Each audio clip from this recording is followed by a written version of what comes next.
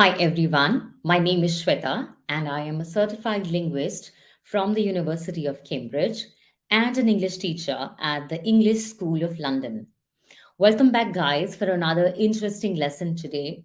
We're going to do a quick 10 minutes lesson today on some tips for you to become better writers. So, what are we going to talk about? Let's look at the title. So, today's lesson is about 10 phrases to use in an essay. So, this lesson today is going to really give you clues as to how you can become good writers, express yourself better, in the written language. So, this is a grammar and vocabulary lesson for intermediate and upper intermediate students. And I'd like you to keep these three things in mind while we go through the lesson. Number one is watch the complete lesson. Second is ask any questions in the comment section below, and we'll have our teachers respond to those. And the last one is download the lesson, the PDF of this lesson on Google Classroom.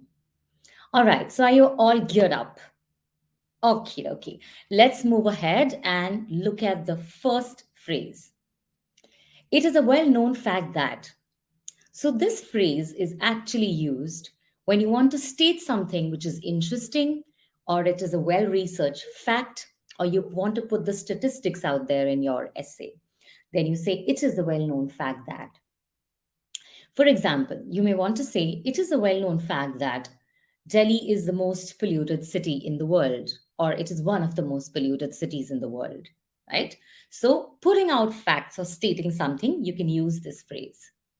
All right. Now, the next one is to my way of thinking. To my way of thinking. Now, this phrase is particularly used when you want to express your personal opinion on a subject in discussion, which is the topic of the essay. So, you may want to say that to my way of thinking, these are the factors that contribute to the growth of the economy. It is your viewpoint, it is your way of expressing. So this phrase to my way of thinking is expressing your opinion, your viewpoint. All right, let's look at the next one. Okay, this is confirming the idea that now this phrase is actually a way of reminding the reader of the opinions that you may have already stated in the essay based on your facts and statistics. So you're trying to bring back the attention of the reader. Okay. So, for example, saying that this is confirming the idea that Delhi is one of the most populated cities in the world because of A, B, C factors. You're trying to reconfirm. Okay. You're trying to kind of take back the attention of the reader to that point. All right. Now let's look at the fourth one. So the fourth one is in summary, I'm convinced that. Now, this phrase is actually used towards the end of your essay because it's actually talking about how to sum up the essay. How do you conclude it? So you say, in summary, I'm convinced that um, one, two, three, four factors are essential if we want to change this particular situation. Okay, so you basically use this phrase towards the end. The last paragraph maybe can begin with, in summary, I'm convinced that, and then it could follow what you want to summarize in the essay. Okay, great. The fifth one is we cannot overlook the fact that. Now, this phrase is particularly a little strong, because it's talking about emphasizing on one point or an opinion mentioned earlier. Okay, so you're trying to bring the attention back to this point, which may be very, very crucial in the essay.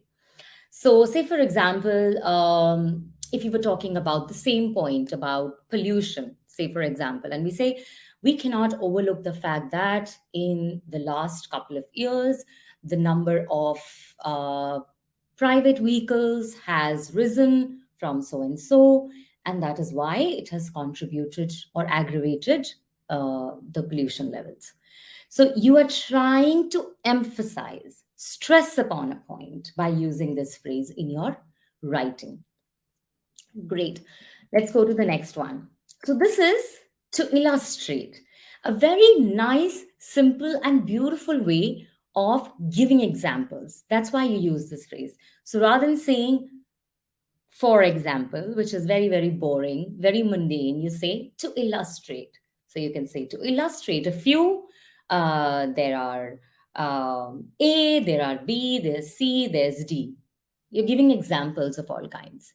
To illustrate a few factors that contribute to pollution is the rise in the number of industries, or increase in the number of vehicles, or the crop burning that's happening. So this is how you use to illustrate, where you quote examples. Then the seventh one is in a nutshell. Now, again, this phrase comes in handy when you are trying to sum up the essay towards the end. So you're saying in conclusion, which is typically the way of trying to conclude an essay. But rather than saying in conclusion, you're saying in a nutshell. In a nutshell. So, in a nutshell, in conclusion. So, for example, you can say in a nutshell, these five factors are the most prominent factors that contribute to whatever the topic may be about, right? So, in a nutshell. Now, coming to the eighth one, it could be argued that. Now, this is a very interesting phrase because this phrase is used in a particular situation when you're trying to challenge an existing opinion. Say, for example, your topic is about, how the government policies about COVID-19 are not very strict or stringent, etc., etc. That's what it is about. So you can say that it could be argued that while the government policies may be weak, etc., but there is also a lack of seriousness on the part of um, people to confront this problem, or they are not very serious, etc. Basically, you're trying to put one thing in contrast to the other. So it is used as a way to challenge, to argue an existing opinion. Okay. Then the ninth one is in my mind. Now, very simple way of saying according to me. So according to me, it's so boring. It doesn't sound fun. It doesn't sound like you're writing something serious. But the moment you replace it with in my mind, it just becomes good writing. So, which obviously means to express your view. So, in my mind, um, India is the most, uh, let's take another example. In my mind, India is the only country that has been able to handle the COVID-19 situation uh, in the best manner. Yeah, okay, all right. Now, the last one is one cannot deny that. Now, another very strong way of expressing certainty, of expressing a viewpoint. Okay, so rather than saying something very plainly, stating a fact very plainly, you can say one cannot deny that uh, these factors stated above are the uh, important, or let's say these factors stated above are the primary reasons due to which there has been an increase in the pollution levels. Okay, so these were the 10 phrases which, if you use in your writing skills, it will really, really make your essay look very attractive, excellent writing. And you can also practice this, by choosing your own topic, giving yourself,